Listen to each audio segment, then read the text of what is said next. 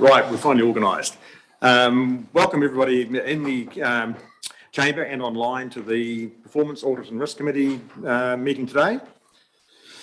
Welcome you all for your attendance and interest, and just move on with the agenda. So firstly we have apologies. Yep, no apologies. Declarations of interest. Everybody's interested, that's great. So moving on to confirmation of the previous meeting minutes. Mr. Chair, I'm happy to move with one slight correction on page 9 of our agenda. If you look at the at the very top, there are 2 bullet points, elected members highlighted. First bullet point reads that the responses now are longer than what was previously received via phone. And and this is the bit I just draw attention to, some of the feedback showed a very hard line to reach to meet the expectations of the public. And I had to read that about 3 or 4 times to actually understand it. And I think it would be simpler and clearer, the meaning would be simpler and clearer if it said, some of the feedback showed it would be very hard to meet the expectations of the public. So in the interest of clarity, and I would suggest that correction. Yeah, thank you, Councillor Hopkins. Yeah, it's a very hard line,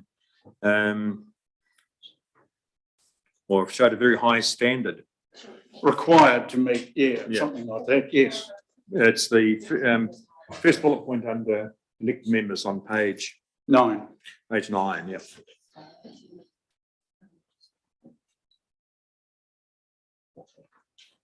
So I think your amendment would be fine, Mr. Chair.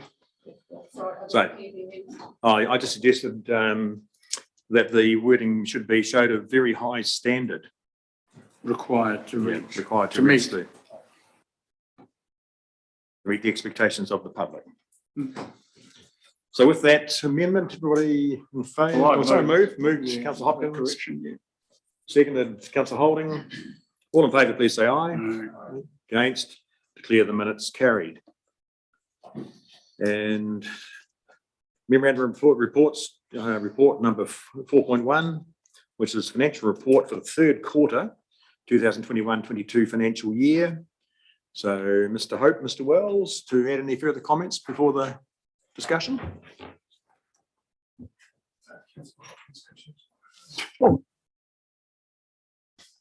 Yeah, I'll just make some broad overall comments, and then Ian, I think, will be far better situated to respond to any questions. You know, we're in an interesting situation where council is naturally in this year facing a lot of the same cost pressures the wider community is. Yet we are seeing a lot of those costs reflected in the budgets that we're considering for next year. But we are seeing, increases in areas like electricity, even though we are in the all government contract that will be up for review next year. So we've made an allowance for that. Certainly there's pressure on salaries and wages. A lot of that is the difficulty of recruiting that a lot of people are seeing. We've seen an uptick in consultants and contractor costs to try to cover the shortfall in resourcing in that space. Depreciation is a direct reflection of the increased cost and value of work, particularly in the 3 waters infrastructure space. And it's a matter that we'll need to reconsider at the end of this year, how much that has potentially impacted on roading and whether we need to revalue the roads as indicated by the audit director at the last meeting of the PAR. So we sort of end up in a good place, but yeah, quite a lot of sort of variations sitting under that, none of which are too material. Otherwise, we wouldn't be reporting a reasonably positive situation. But it just is really starting to reflect I think, the stresses and strains in the wider community and how these are really beginning to impact on council in particular next year. So that's sort of my view of the operating position. So perhaps we can turn over to questions, and Mr. Wells will speak to those. Thank you, Mr. Hope. No further comments you want to make, Mr. Wells? You are just open to reply to questions.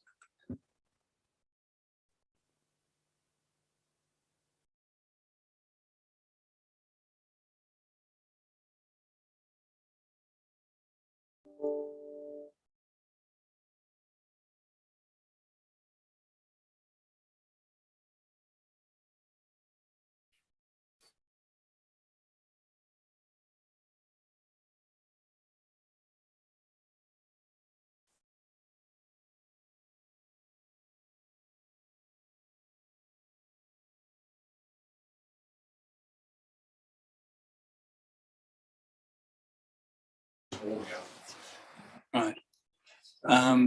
So as I was saying, we're reporting a pretty decent result for the first 9 months. The question is whether that will translate through to the end of the year when we will record write-offs resulting from some of the work that we've been doing, particularly Three Waters, where we tend to leave pipes in the ground when we replace them and write those assets off.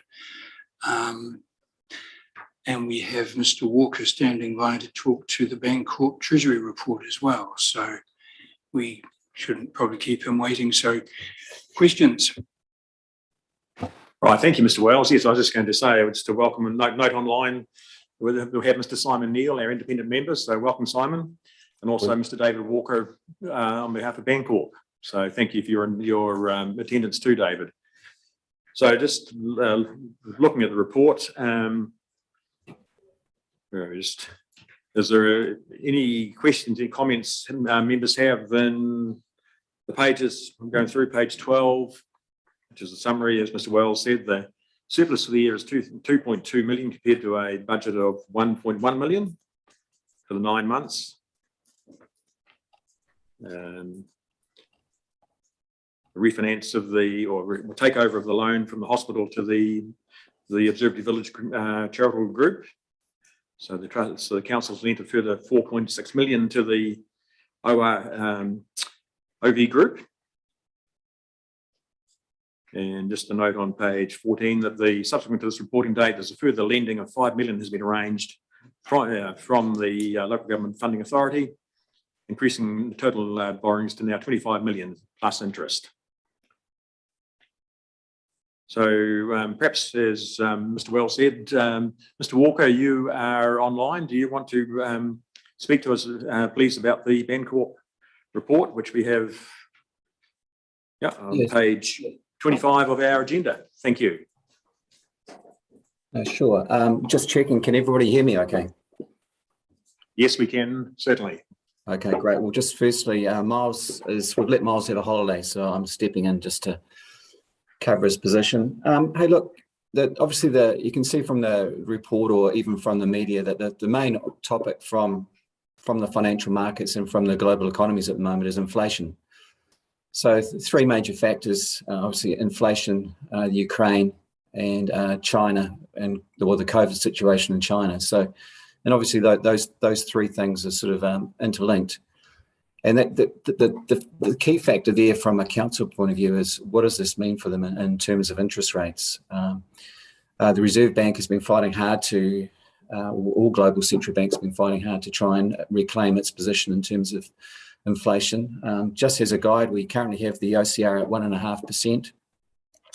If we wind back the clock a couple of years ago, the conversation was negative interest rates. Now, looking forward, we've got a sort of situation where if we believe the financial markets, the 90-day bill rate will be at 4% by December. So there's some significant increases in interest rates that are basically forecasted to come through. And obviously that's all around sort of trying to drive inflation lower, which is an extremely difficult task when at the moment a lot of the factors that are behind inflation are simply things that the Reserve Bank can't control. And obviously that's oil, commodity, shipping costs, that type of thing.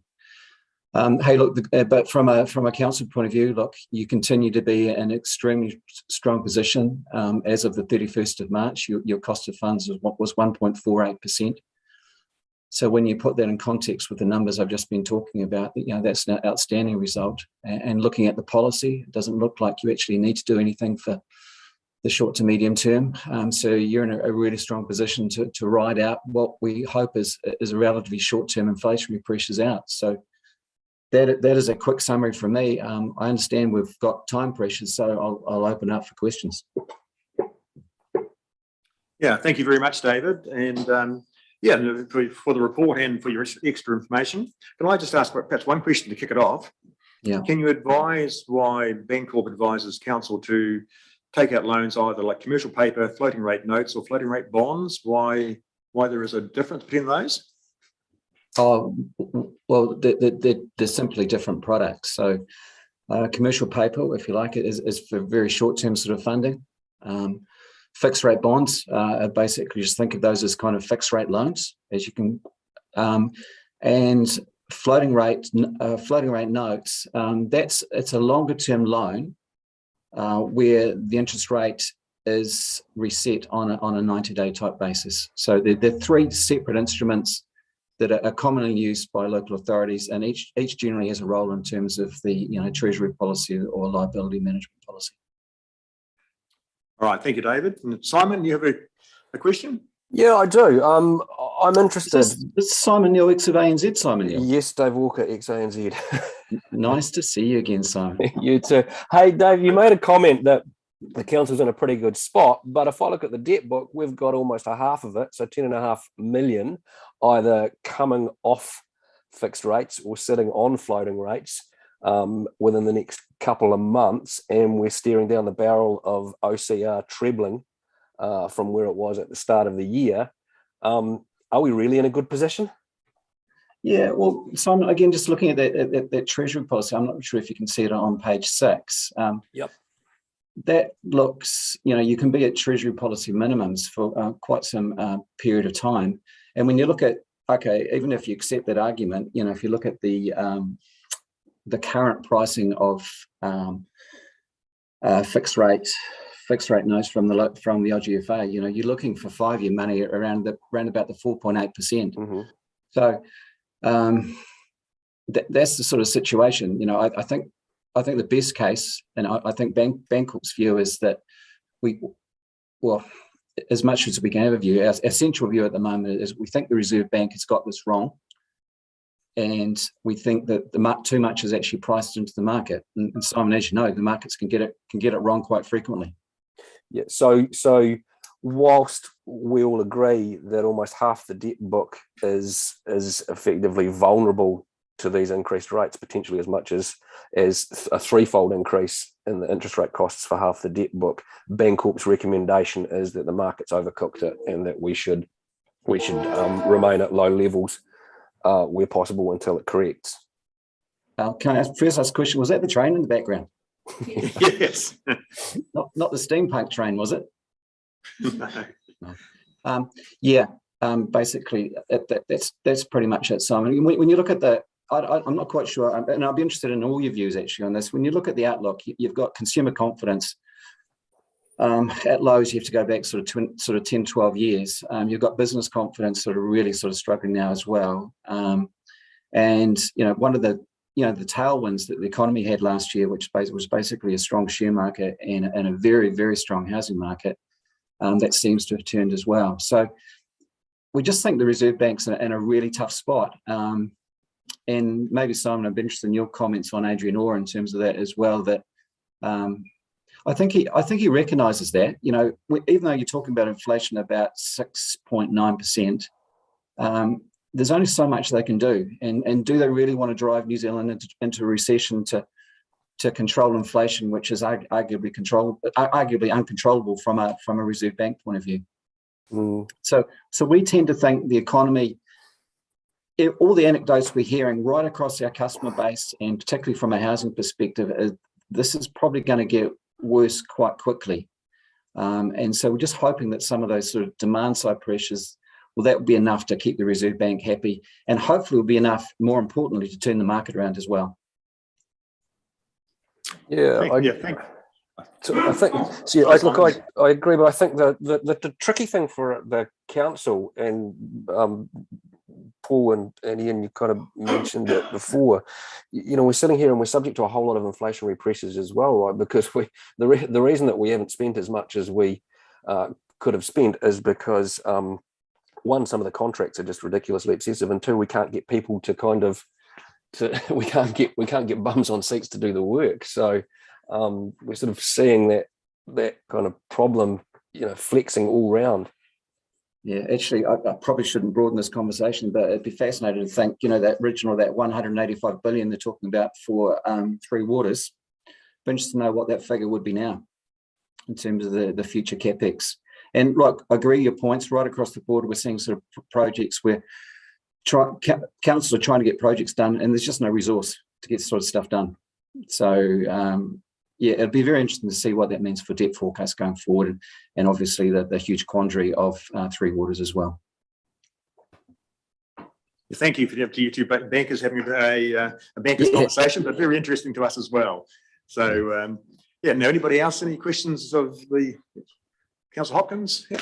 Well, more than interesting, slightly alarming, and I think we need to be very mindful of what Simon's basically said. We're borrowing a lot more than we did, and we could find ourselves paying 3 times as much in interest very shortly, and that is a risk, and we need to start factoring that in, I would have thought. But can I just go back to a couple of questions in the pages prior to the Bancorp report? On page 13, I'm just trying to get my head around these revaluations, Ian and Paul.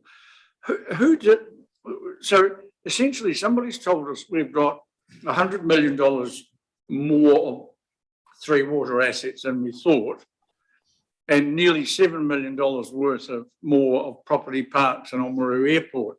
So is this VNZ? Because if it is, are they doing it out of time?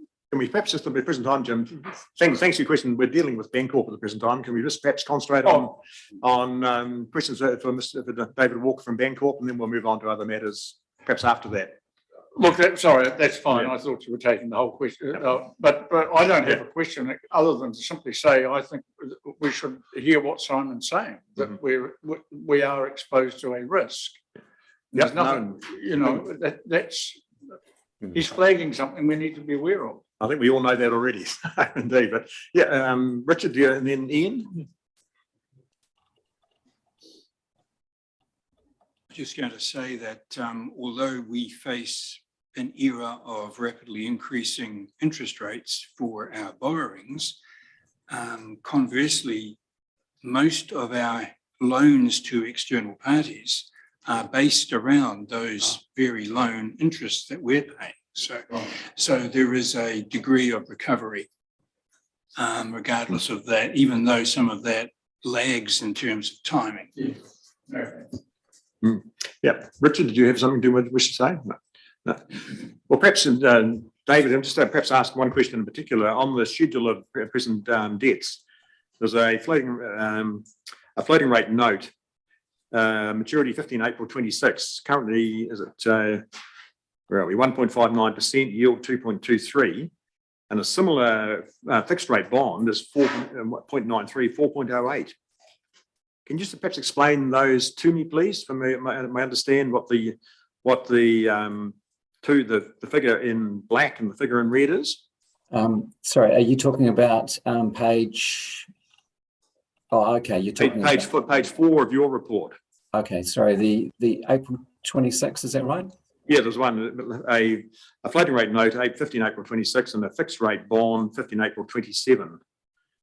And okay, well that's probably that was a sort of situation where you'd locked into a fixed rate bond maturing 15 April 26 at a rate of 0.84%.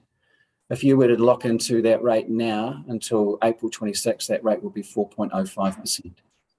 Okay, right, understand. So Thank you. It's kind of what it was and what it is now. Or what you locked in and what it would be now. And the next one, which is a floating rate note, 1.59 would have been 2.23, but over the period from now to April 26, that 1.59 will increase on what basis is the floating rate readjusted? Yeah. So there obviously are elements of your portfolio that will be affected by increases in the floating rates. Yes. The thing about, for example, that floating rate note is that there's two components that make up your interest rate costs. One is basically the 90-day bill rate. The other one is effectively your credit margin. There has been some sort of pressure on credit margins, just as there is sort of tensions in the financial markets. But your credit margin is locked into under the fixed rate note, but you're still exposed to the 90-day interest rate pressures on that instrument. Yep, thank you. Right, anybody else any questions before we let Mr. Walker carry on with his day? No further questions, David. So very thank you for your input, and you're free to leave the meeting if you wish. Thank you. Cheers. Okay, so let's go back to where we were before we jumped into Bancorp. And back to the quarterly financial report. And we're probably looking at pages in our agenda, page 14, 15 onwards. Yeah, 13 started, but I think we've been past there. 14, 15, then Mr. Hope had referred to page 16. Any questions on page 16 or prior? Councillor Hopkins? Well, yes, I'll answer your question if now that we're. So the valuations are required as part of our compliance with financial reporting standards. So they can be no longer than every 3 years, and they have to be materially correct at every year end. So we are required to go through an exercise of reassessing the valuation and making sure it is compliant with the financial reporting standards. And that is a particular emphasis of the auditors because it is such a material item in our accounts. So we don't. Essentially in the last revaluation, the key difference was a treatment in, as we've talked about before, particularly the treatment ponds and some of the items that were closer to land rather than improvements. And so it was really recognised that these needed to be recognised in the valuation because they do have an impact on the overall value. So that was really the only new asset that was added into the valuation process. All the rest are not new assets, they're just reassessment of what is their value in the current market conditions. And that applies to all three of the asset classes. So they're just reflecting, that it costs more to build, more to construct roads, more to put pipes in the ground. And that's one thing we need to keep on top of to make sure that we're funding an appropriate level of depreciation so the funds are available and we need to renew the assets. Yeah, thank you, Paul. Oh, sorry, Jim, you hadn't finished? Oh, I did have a couple of other questions very quickly, if I may. Can I perhaps just comment and expand on what Paul said? In terms of the three different asset categories, and they're revalued one each year in turn, but also there's a requirement, Paul, that if there is a belief that one of those 3 evaluations is now well out of date, the council needs to revalue that asset category before the 3-year period is up.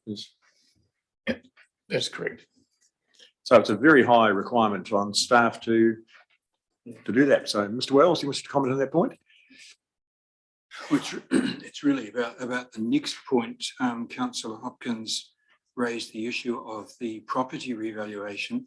The 6.9 million is what we budgeted in the LTP would be the increase in our holdings of property parks and Ongaree Airport. Given the volatility in the property market, that 6.9 million could be blown away quite easily, could be 10 or 12 million. But since things are going back again, it's a complete unknown at this point. Yes, if I was a conspiracy theorist, I would say that this is a wonderful weapon to make smaller councils unaffordable. Essentially, this constant escalation of the valuation of infrastructure is going to impose enormous burdens on councils that properly fund depreciation, especially, and the impact on ratepayers and councils will be greater if the councils are smaller. It's a fundamental issue. I mean, we're being squeezed in a way that is economically very problematic in my view. But could I just, if I may, ask another question? This one, forgive me if it seems naive. I'm sort of asking on the basis of people looking at these documents and trying to make sense of them. And if you go to page 22 of our agenda, there's a graph that shows total funds year on year. And it shows that back in 2019, we were 5 mil, I presume, in the red, and the black, I should say. Naught is the zero sum, neither up nor down, neither in the black nor in the red. If I look at this as a layperson, I see this 20-point shift from +5 to -15.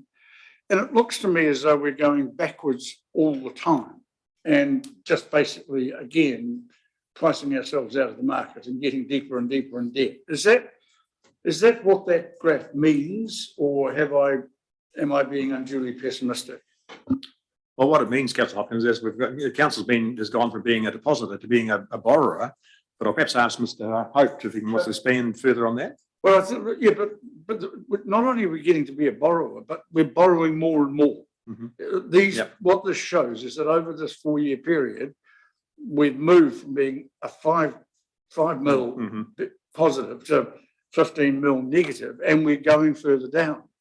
So I might, if I were a layperson, would I be justified in being anxious about this? Well, I'll ask, let Mr. Hope explain that the money's been borrowed for good reason. No,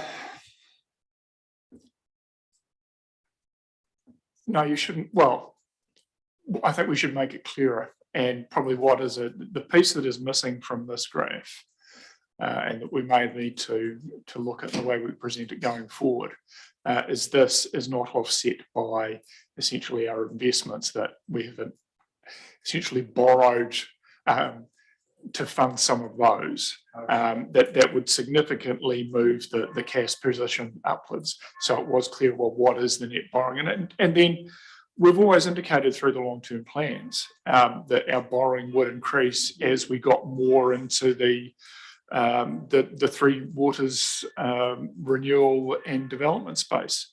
It took a long time to build these up for the very reason to replace, buffer the funding we needed to replace key assets, and then also we've drawn down to particularly fund the major water treatment projects. So I think it's a good question in terms of,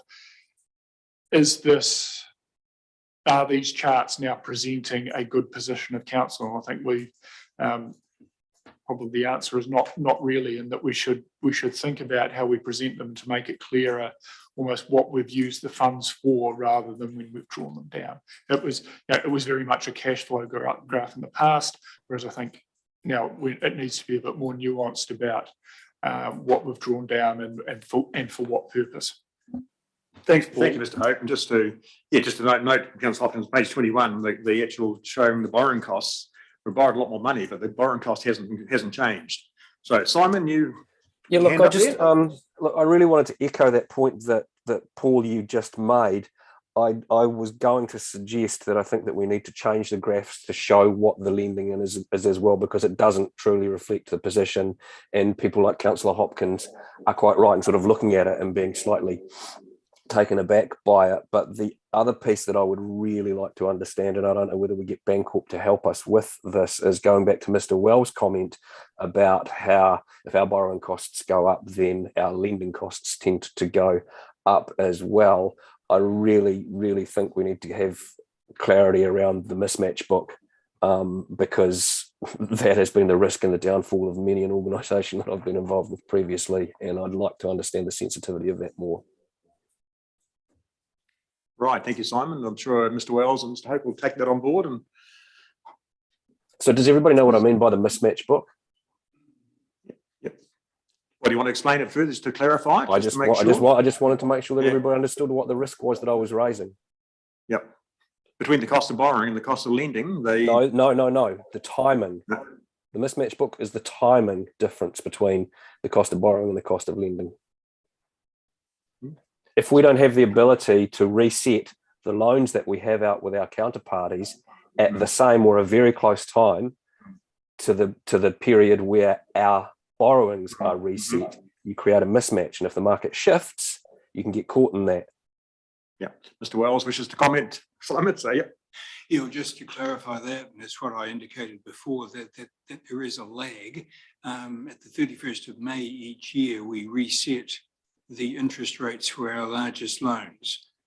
And so we reset them based on whatever the basis for that loan is in the loan agreement, plus a margin. And we rely on that margin being sufficient to carry us through the next year of potential increases in our borrowing costs. I think is where Simon is going with his comment. Absolutely, because whilst we can reset our lendings annually, our borrowings are potentially reset quarterly. Yep, understand, Simon. Thank you for making the point. But I think sorry, I don't just want to make the point. I'd like somebody to do some analysis to show me the risk.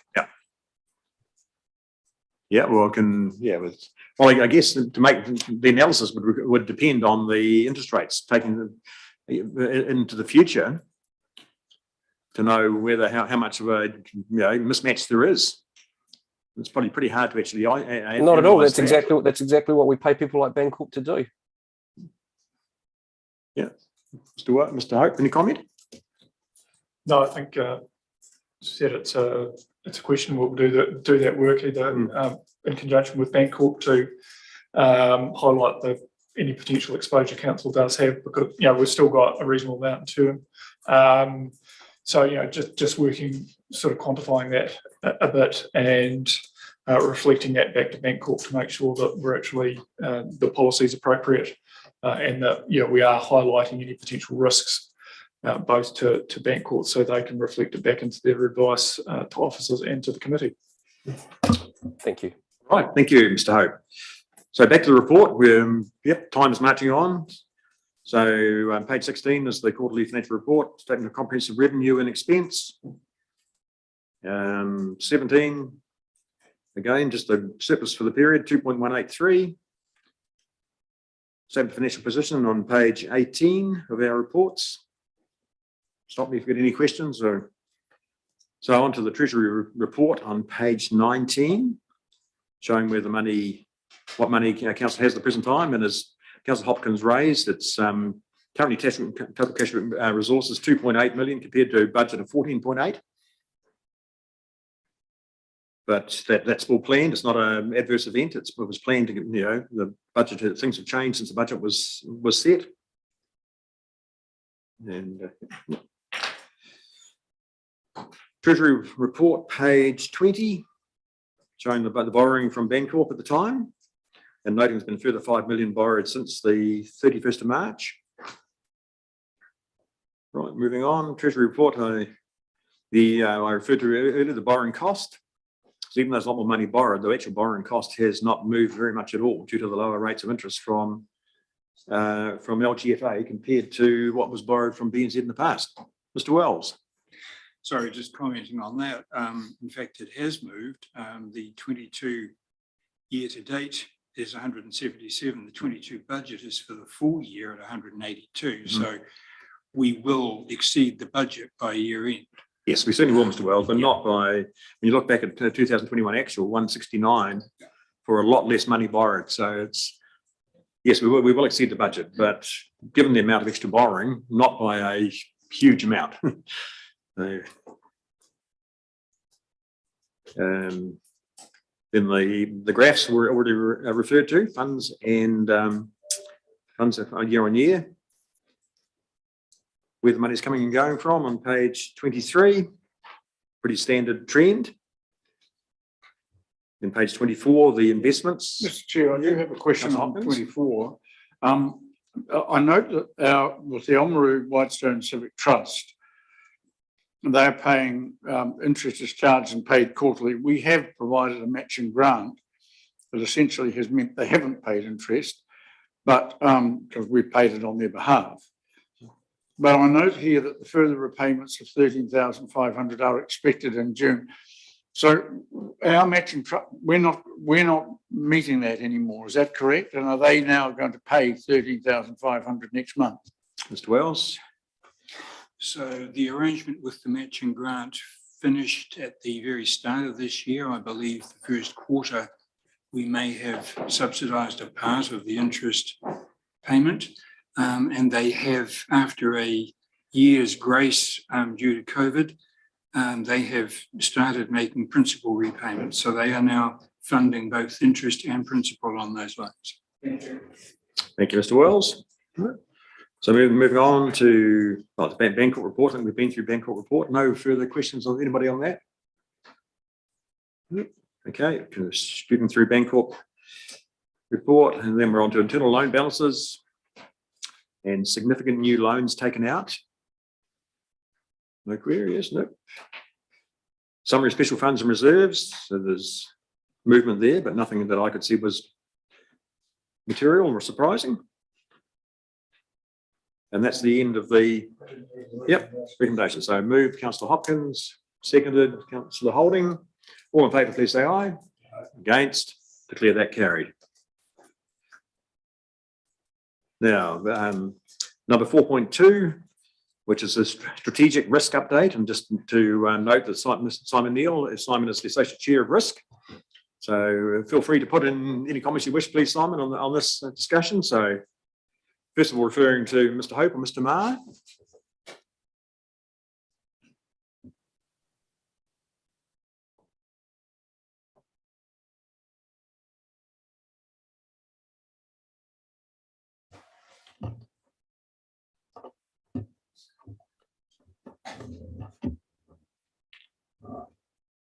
Thank you, Mr. Chair.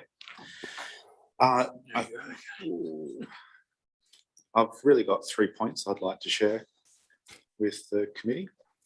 The first one is, I guess, the nature of the report. It's a desktop exercise. We complete it off of immediate officer knowledge, and we update this, and we try and do it each quarter and do it with that regularity. In the future, we will be implementing a risk management framework, which will get a lot more minds and input put into the management of this risk register. We should be transitioning to I guess, a better approach in the near future, because we will be receiving our new risk and procurement officer at this point in time, early July. So that's some good news. The second point I'd like to talk about is, I guess, the favourable and unfavourable movements in our risk profile. Firstly, the favourables. We have been impacted by COVID-19. We've seen staff movements. We've seen, people being absent due to illness and policy. However, our impact has been a lot less than originally speculated. I know when we were first entering the COVID situation here in the Waitaki, we'd received reports from central government and other entities saying that we could see an impact of possibly 20% of our workforce. So that would be 30 or 40 people off at one time. We simply didn't see that. That said, we're not out of the woods. COVID could come back in a new variant. It might last a lot longer. Who knows how long it might last? There could be policy changes, and we're certainly going to see a continued impact from COVID, as in a lot of the stuff we've been discussing today with price increases and supply and demand issues. Second point, particularly important to us as we try and deliver outcomes for our community, is the negative side of our risk profile. Prices are increasing and continue to do so. Supply and demand is a real issue, and this is going to affect us in many ways as we try and deliver outcomes, because we need people and materials to do things. So I present to you the updated risk register, and I'm more than happy to take any questions. Thank you. Thank you for those comments, Richard. So members of the committee, any questions for Richard on the report, which is, as I think, as Richard has said, is a light update, if you like, a desktop exercise, and with the changes being as he explained, some moving up, some moving down, just as this has moved. And it's good news too, Richard, to hear that the new risk officer will be arriving in early July. It's been a long process getting permission to allow her into the country. So we look forward to her joining us. Simon. Look, thank you. And thank you, Richard, for the update. I think we're right to drop the COVID risk down. I think we probably did take a pretty bearish view of what the impact of that could be. I guess my question is, do we think we could have undercooked the staff shortage risk at all? Because it seems to be growing, month by month in terms of the issues and risks that it presents to us, both in not being able to get staff or retain staff and be able to do the things that we told our community that we really want to be able to do for them. Thank you, Mr. Neal. I guess the staffing matters has multiple variables within it. Yeah. The first one is definitely COVID. We have seen a fairly steady absenteeism due to COVID, the disease and the policy. I'd say if we would describe it as a wave, it's a long, flat wave for us. I think it's a combination of good management and some good luck, I would say. That is evident not just here, but in other industries and our partners. So we have got an impact from that. And then there's the underlying issue, or challenge, I should say, that we have, which is, the age-old battle of attracting and retaining good people to deliver the services and the outcomes we need. And I guess what I'm emphasising here is not just for us, but also for our partners. That's probably going to get a little more challenging as people need to shop and pay bills. They expect higher salaries and wages as a result, and the challenge will continue. Absolutely agree. I guess my question is, do we think that we've got that risk high enough? Because it feels like it's growing more and more. Thank you, Mr. Neil. Hard to quantify. Yeah, hard to quantify. I think it's growing, and we might see it move over the coming months upwards. So what's our risk treatment for that? And again, I'm asking a question that's really hard to quantify.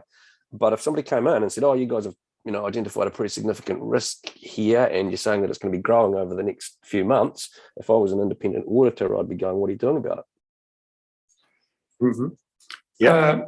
The treatment is probably, this is a primary focus of the chief executive and the whole executive management team, that, it's an item that pretty much is discussed at every meeting.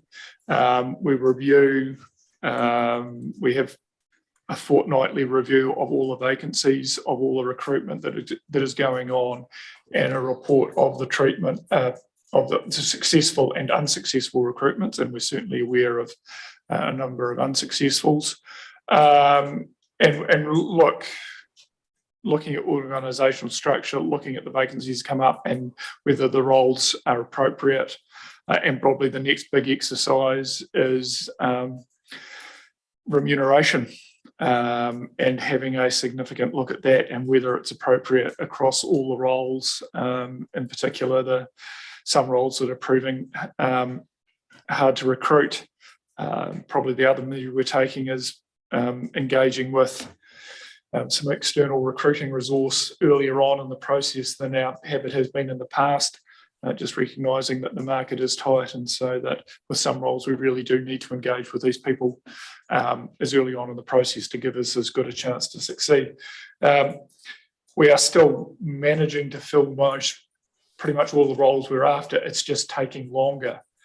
So I think if we get to the point where we just can't fill roles at all, and we are monitoring this very actively, I think that's when that risk would probably crystallises, and I think that's when it would be reflected. But I think the length of time is one thing. The complete inability to fill a role is probably the next stage we go into. And like most places, I think we're hoping for the freeing up of the borders, the improvement out of Immigration New Zealand will help mitigate that. But yeah, it is those are the mitigations, and they're probably about as far as we can go. I think that's fantastic. I mean, I don't get that visibility of what's happening within the executive meetings and bits and pieces, and it's fantastic to hear that you're kind of going to that level of detail. It's great to see when you don't have that visibility sort of sitting on this side. I'm pleased to report this morning, Simon, we were introduced to a number of new staff just been employed. So there are staff coming online all the time. Richard, do you want to add something? Yes, thank you, Mr. Chair. And just following on from Mr. Hope, there are some broader things that we're doing as well. So not specifically addressing the staff matter. However, there are things we are doing in the corporate space, project and program management changes, our procurement policy, and looking beyond that, how we manage our procurement and our contractor management. These are all items on our roadmap that our new recruit will be helping us with. And while they're not directly dealing with staff matters, they do help us deliver on those outcomes that we need. Right, thank you, Simon. Right, so anybody, any further questions on the report? If not, can I ask something? Oh, sorry, Councillor Hopkins. Thank you, Mr. Chair. Yeah, look, I share Simon's concern on the staffing matters. But again, just looking at the chart and bearing in mind that it's a public document, I think you're absolutely right to bump the road and contract risk up to the top of the charts, number one, and extreme. But if I'm looking at this as a layperson from the outside and I see number two, failure of a closely related organisation, yes, it hasn't gone up, but we're still identifying it as extreme. So I guess my question is, if I'm reading something, if I'm reading this, maybe my thought is, what do they know that I don't? Is there some real risk to an entity? And should we be wording it differently, or being more explicit, or are we quite happy to just leave it hanging there as a generic extreme risk? Mr. Hope, right, Richard, Mr. Maher. Thank you, Councillor Hopkins. So look, as a business, we've got a lot of relationships with other entities of different sorts, and we need them to achieve the outcomes we need to achieve. And without specifying the specific risks of each entity, it's described in this sort of bucket context that there are people or groups that we need to work with, and they are exposed, and therefore we are exposed as well. And there's a lot of pricing challenges, people challenges, resource challenges, and when they're exposed, to some extent, we're exposed. So it's a very general comment, and yeah, it's a business. Any business has a risk of success or failure. So it's but it's quite high. It's noted as extreme. So, this is the challenge of discussing risk matters in a public arena. You're either honest about the risks that you're facing, or it becomes such a bland document that it's of no value to anyone.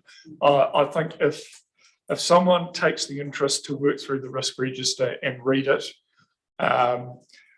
hopefully they're aware enough of the environment we're operating in. And I think it's well known that most organisations are under stress and pressure.